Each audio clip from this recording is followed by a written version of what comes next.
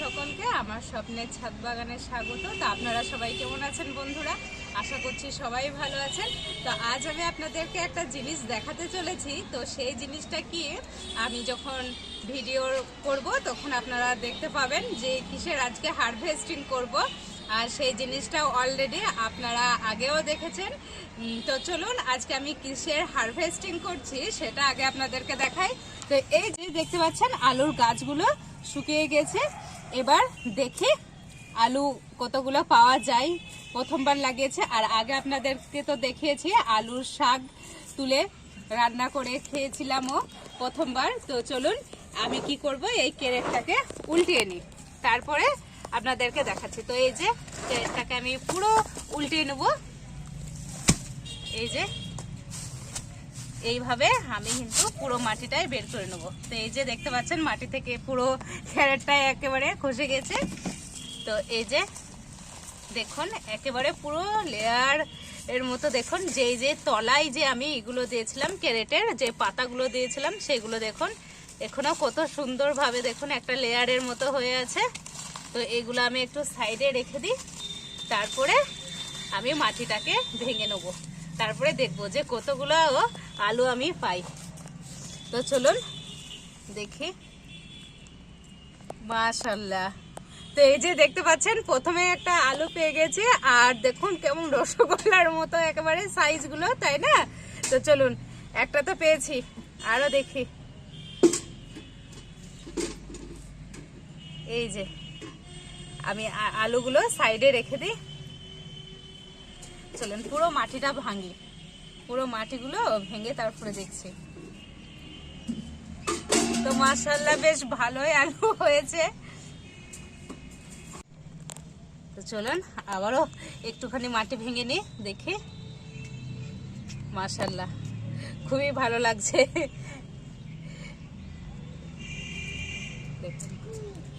কত আলু হয়েছে দেখুন।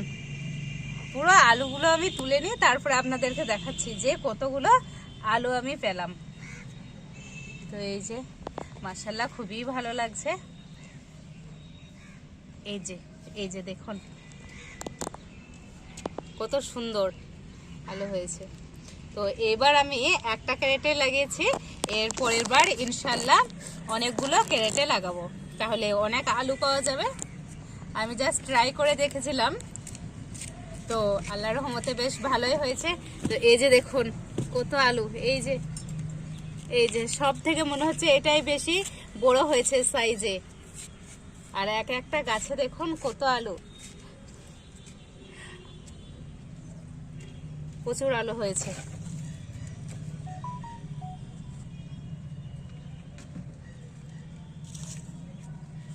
চলুন এটা ভেঙে নিই। এই যে কত আলু হয়েছে, খুবই ভালো লাগছে। সবাই জমিতে চাষ করে, আর আমি আমার ছাদ বাগানের ক্যারেটে চাষ করে দেখতে পাচ্ছেন কত আলু মানে আজকে হারভেস্ট করে নিলাম। তো আপনারাও যারা আলু ছাদ বাগানে মানে লাগান না, তারাও কিন্তু আলু ছাদ বাগানে লাগাতে পারেন এইভাবে ক্যারেটে, তাহলে দেখতে পাবেন এরকম প্রচুর আলু আপনারা পাবেন। তো দেখতে পাচ্ছেন একটা ক্যারেটে মাত্র 6 থেকে 7টা আমার গাছ ছিল, সেই গাছ থেকে দেখুন আমি কতগুলো আলু পেয়েছি। তো চলুন আলুগুলো আমি ঝুড়িতে ভরে নিই। আর আলুর সাইজও মাশাআল্লাহ খুবই ভালো হয়েছে, দেখতেই পাচ্ছেন কত সুন্দর আলু হয়েছে। তো আলুগুলো আমি সব এই ঝুড়িতে ভরে নিই। তো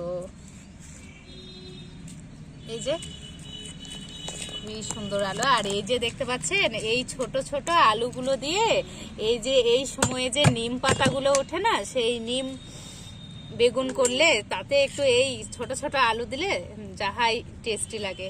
তো খুবই ভালো লাগছে, সেটাও একবার করব আমার এই ছাদ বাগানের ছোট ছোট এই যে আলুগুলো দিয়ে।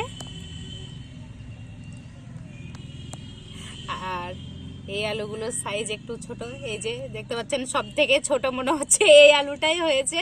তো একেও আমি রাখছি, ফেলবো না, কোনো কিছুই ফেলবো না। তো চলুন আমার দেখতে পাচ্ছেন আলু কতগুলো, পুরো এক ঝুড়ি কিন্তু আমি আজকে আলু দেখেন হারভেস্ট করলাম। পেলাম তো আলু, যাই হোক মানে 6-7টা গাছ লাগিয়ে যদি এক ঝুড়ি আলু আমি হারভেস্ট করতে পারি, তো এর থেকে আর বড় কি পাওয়া, তাই না? তো আপনারাও যারা ছাদ বাগান করছেন তারা অবশ্যই এইভাবে ক্যারেটে আলু লাগাবেন। দেখতেই পাচ্ছেন কত আলু পেয়েছি, তাহলে আপনারাও এইরকম আলু পাবেন ঝুড়ি ভর্তি।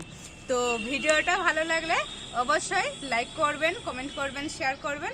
আর আমার চ্যানেলে যারা নতুন তারা অবশ্যই আমার চ্যানেলটাকে একটু সাবস্ক্রাইব করে আমার পাশে থাকার অনুরোধ রইল সকলকে। তো চলুন দেখা হচ্ছে নেক্সট কোনো ভিডিওতে। আজকের মতো টাটা।